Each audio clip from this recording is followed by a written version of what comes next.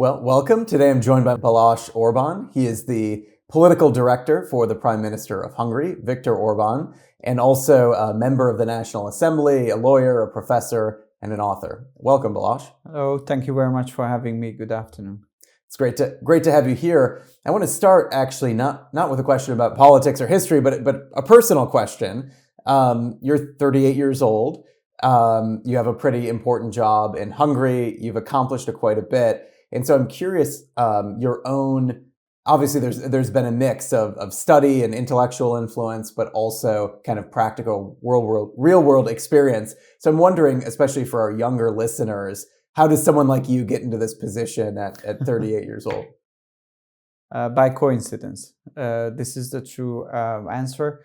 I always wanted to remain in the academic think tank world. What I really love is like studying, reading, teaching, connecting, participating in conferences, discovering new ideas.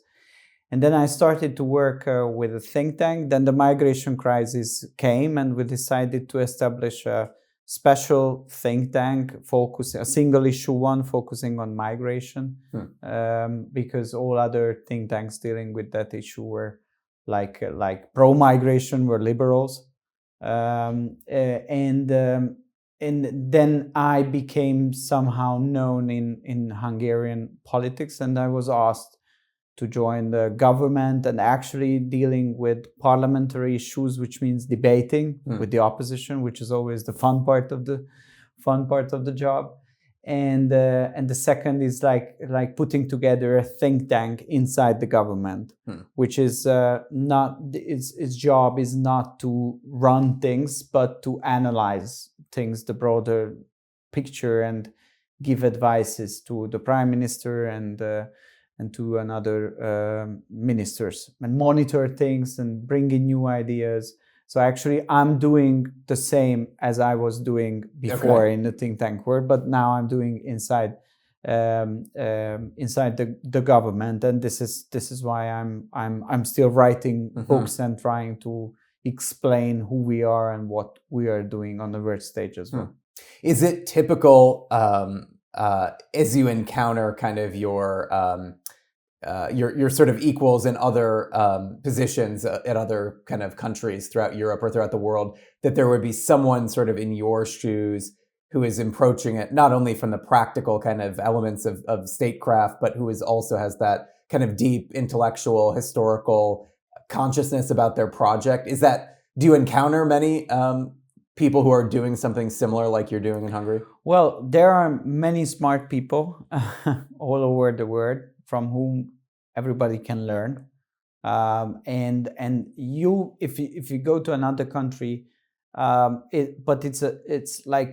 it's a job for you to discover who these smart people are. There are these smart people, but sometimes they are less connected to a government. Sometimes they are behind the curtains type of people. Sometimes they are in academia. So it's like it's part of the job to discover who these people are and who are the ones who are connected to the actual decision makers.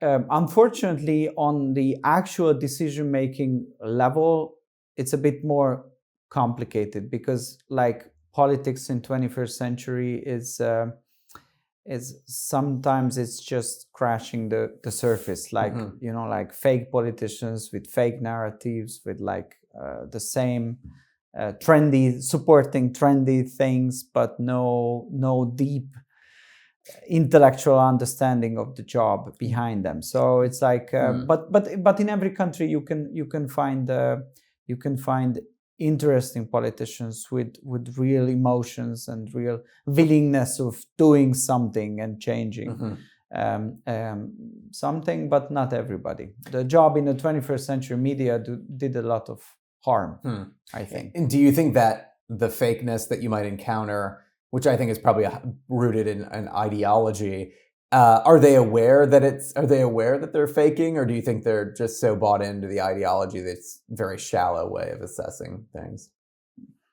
No, I think that the cultural pressure is so huge on them. I mean, the environment where we live in, like from everywhere, from the media, from the television channels, from the movies, you get the same. You think that this is how people want to live. This is the reality. These are the real problems.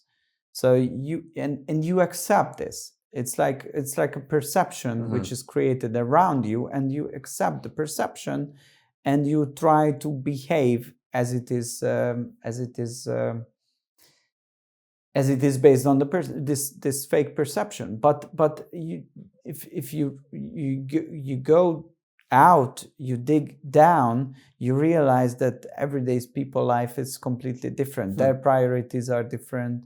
Their perception is different, and their expectations about the politicians who they elect are completely different. And then you start thinking about, okay, but then what does it mean to be a politician? What does it mean to representing a country, and how this job can be done in a proper way on a daily basis? Yeah, like how to spend every day in this job to make it valuable for the people who you're working for. And then this is the point where the brain work starts. Yeah. Or should start. So, Hungary and America have kind of rich historical ties going all the way back to the War of Independence. But then there was an incident where the Hungarian crown, the crown of St. Stephen, was actually kept safe in the United States for a period of years after World War II. And after visiting Hungary myself, I learned a bit about this crown. And there's a whole kind of rabbit trail you can go down about sort of sovereignty theory that's connected to the crown. Yeah. You have a parliamentary, democracy, but the crown is sovereign. And, without overcomplicating things, I'm wondering, can you explain what that means historically, what that means to Hungary now? It's very unique and fascinating. It is. Well, we are an old nation in the middle of Europe, but as we say, we are culturally an island. We have a different language. The Hungarian, no relatives around us. The Hungarian tribes were coming 1,500 years ago from the Eastern Asian plains, and they decided to create a new homeland for themselves. And then they became Christian, and they put together this special Hungarian state 1,000 years ago, and that was the crown. When that was the point when we got the crown, and it's not a jewelry. This is the story. So it has a constitutional meaning. So it has a deep constitutional meaning as well.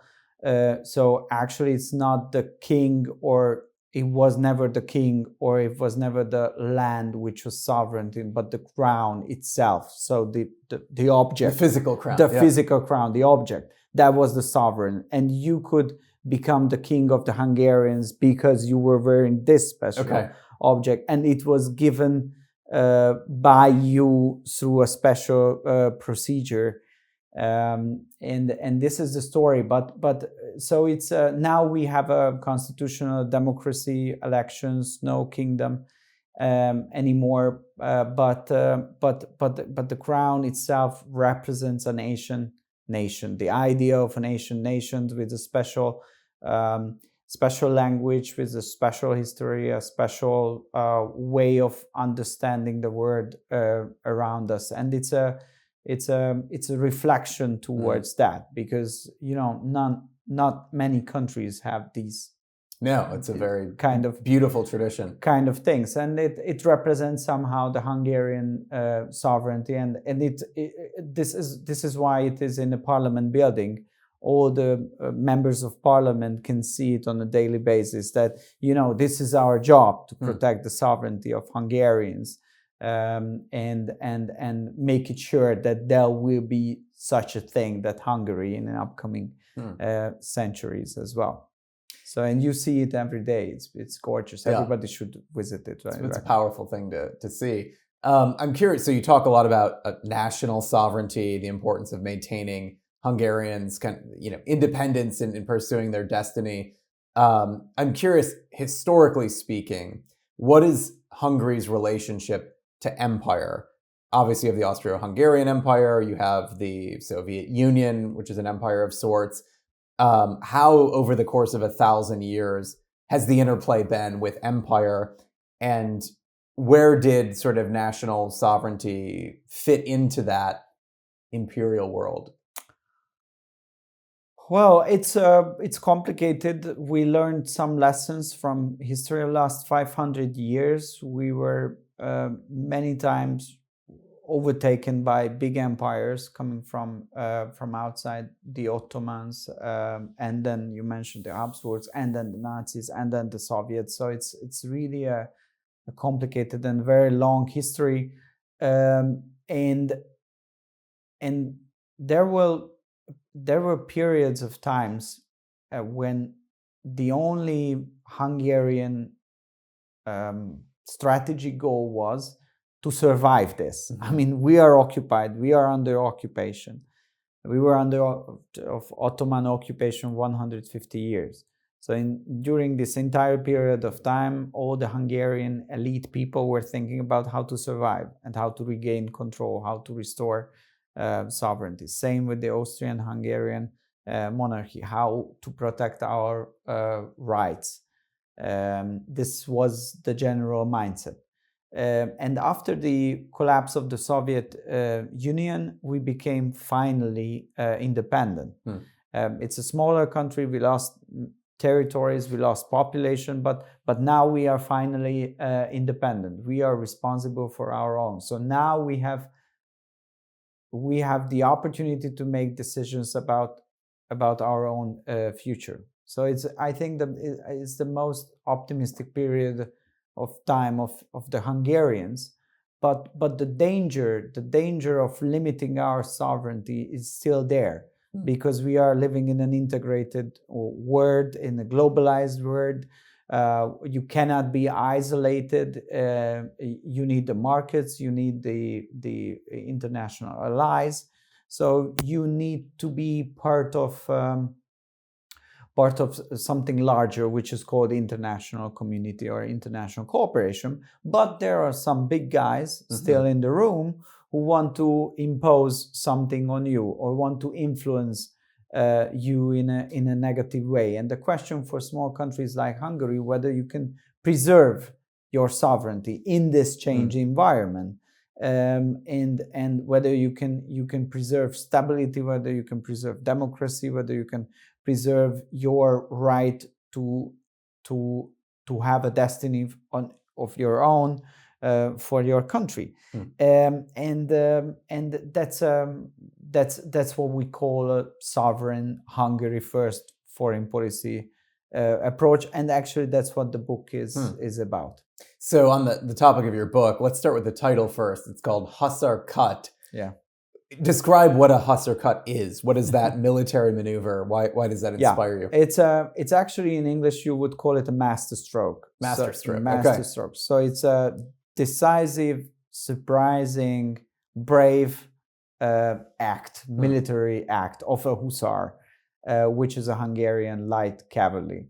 And the idea of mine is that what we are doing now in Hungary, it could be seen from the outside world as a hussar cut, like the Magyars are back again. They are sovereign, they have their independent foreign policy, and they are brave, and they are maneuvering on this international stage, which is first it seems to be quite complicated to follow, but if you dig down, you realize that it makes sense and it can be successful. So this is the hussar cut of the Hungarians now in the 21st century. It's a special strategy focusing on the interest of the Hungarian people. This is what hussar cut means now in the political terms.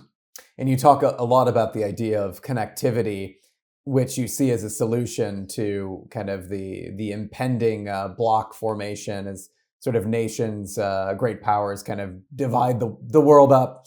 From a Hungarian context, There's an economic dimension to that, a military dimension, a cultural dimension. What exactly do you mean by connectivity? Well, everybody is talking about that the world order is changing and the old order is over. Mm-hmm. And I think it's true.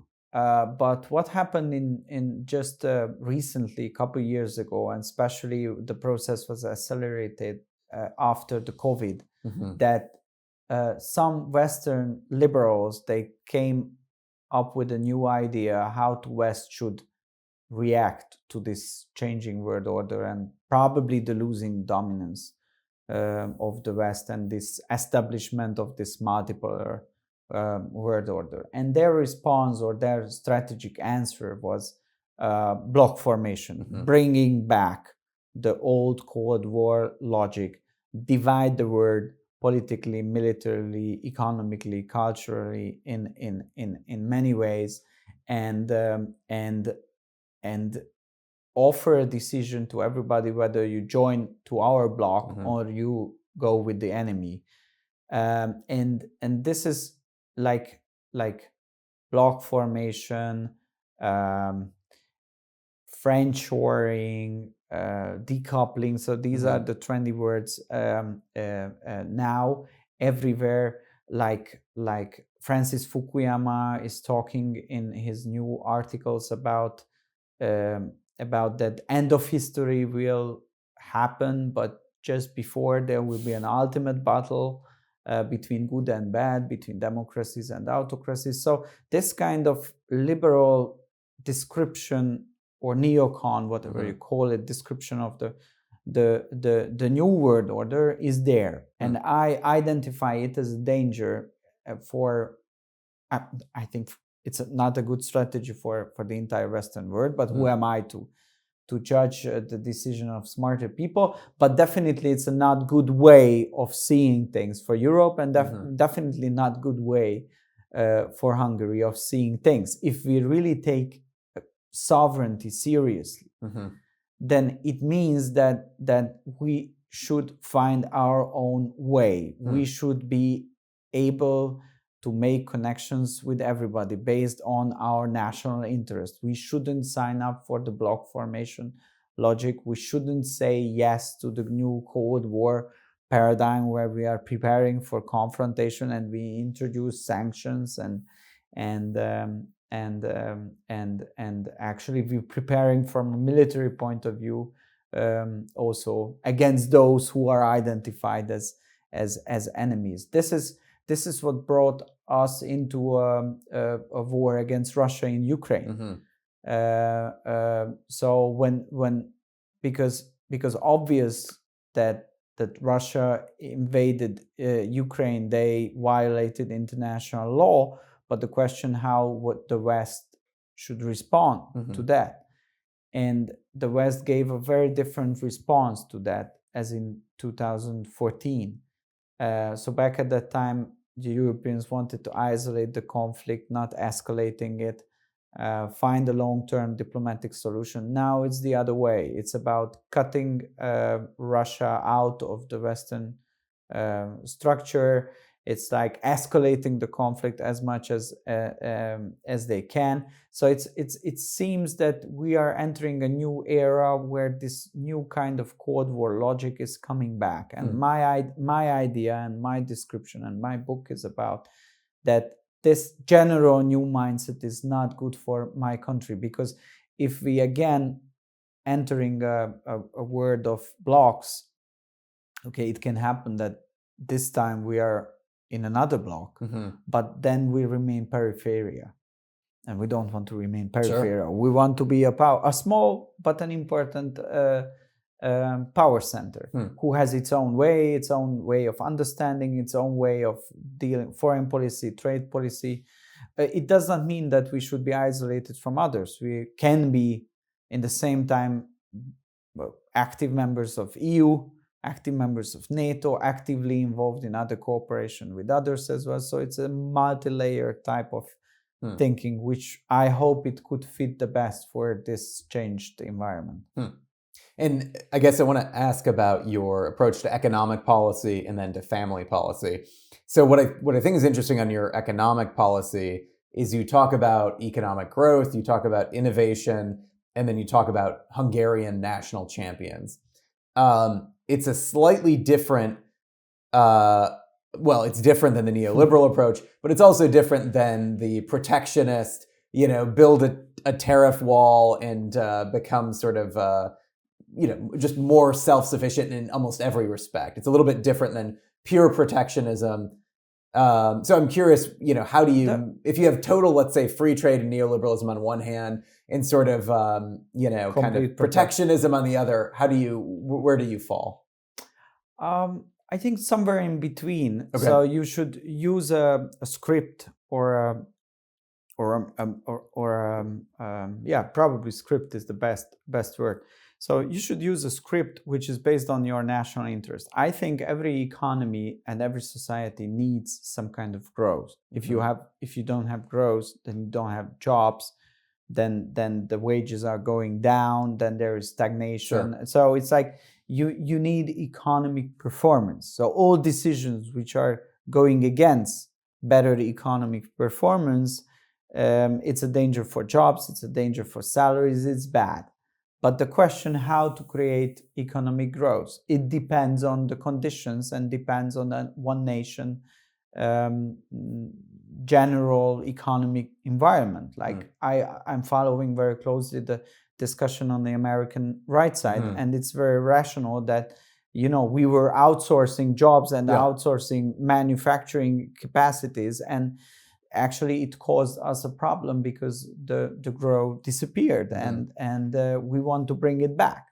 So we need more tariffs now to restore the growth and restore our internal capacities. It's very logical. Sure. The question, in what situation other countries are, and I think Hungary is in another situation because we have a very open economy. It's more than 80%. More than 80% of the GDP goes on export, and we still have space to receive FDI and to increase the manufacturing and the production capacities. So it's like now for us, it's not the time to close our borders economically, but to open our borders for new investors, and also being open to identify new export markets. This is how we can strengthen the Hungarian state. This is how we can increase the level of growth. This is how we can make new jobs. This is how we can increase the salaries. And the thing you mentioned, national champions, it's also important. I think it's important for everybody who thinks that, like this who believes in this America first, Hungary first policies. So if you don't have your own national champions who are actually doing good, not just domestically, but in the international era, in the banking, energy sector, financial sector, many strategic sectors, then how you want to protect your interests and how you want to be successful and how you want to maintain your sovereignty. It's not impossible. Yes. If the banking sector, from a Hungarian point of view, it's owned by foreigners. And if it was owned by either, someone else in Western Europe or by Russia or by China, I mean, you would have no political freedom. Of course. So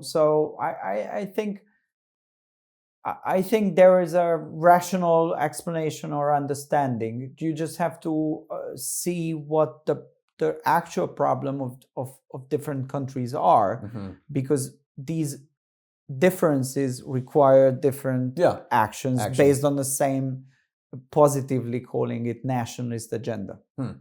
And on the issue of family policy, there's a suite of kind of programs that you offer in Hungary for family that are supporting family formation and children and things of that nature. I'm curious what metrics you're evaluating kind of the success of the program.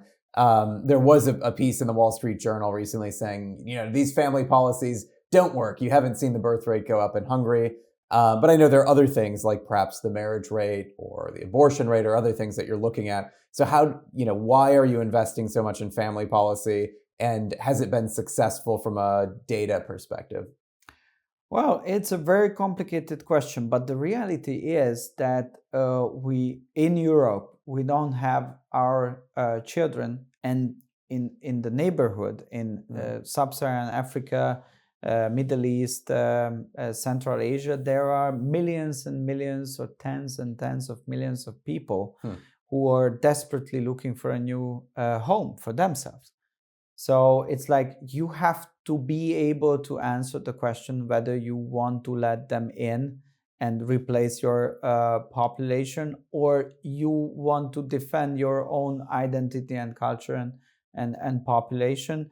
And if your answer is that migration probably not the solution, but it's part of the problem, then you should be able to say something about demography and about family policy.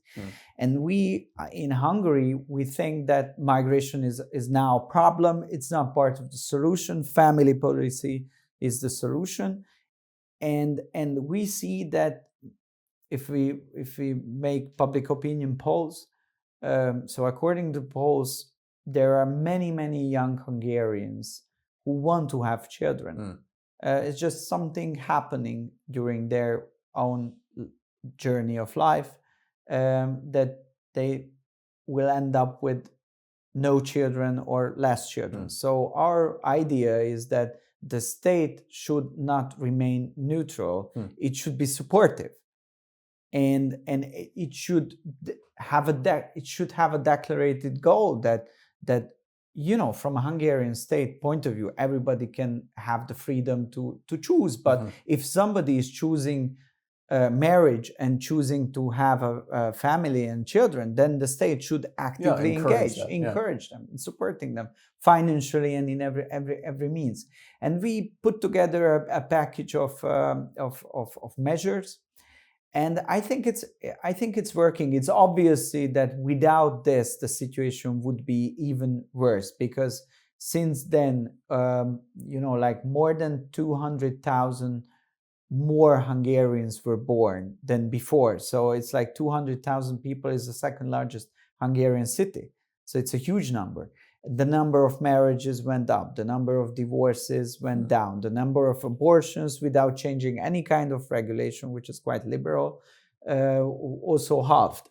Really? Yes. So it's like, and the fertility rate also went up. It's not at the 2.1 level where the population is sustainable without any additional thing, but it's much better than it was before. And now we are taking into consideration how to launch new programs, give another boost.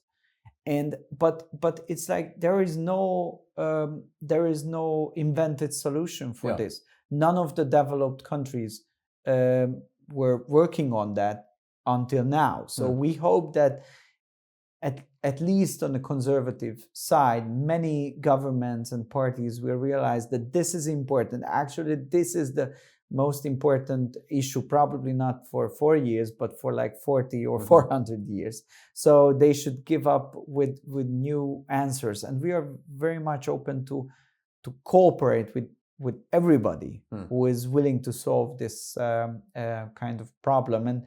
And I hope that one day there will be a solution, probably not just one solution, but like a complex economy, cultural, and political paradigm shift.